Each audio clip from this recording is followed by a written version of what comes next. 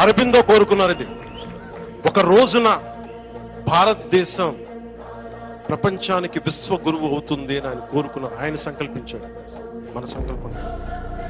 ఈ రోజు నేను ఆయన సంకల్పాన్ని మీ ముందు ఉంచుతాను.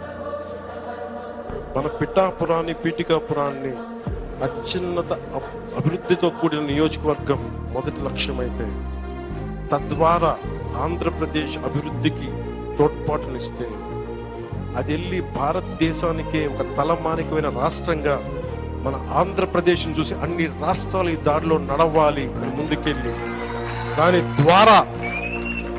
ద్వారా భారతదేశం అంటే తలెత్తి చూసుకునేలాగా ఒక 5 సంవత్సరాలు కాదు, 10 సంవత్సరాలు ఎప్పటికీ ఏదైతే ఈ దేశ ధర్మం ఉందో ఇది ప్రపంచానికి చాటి చెప్పేది.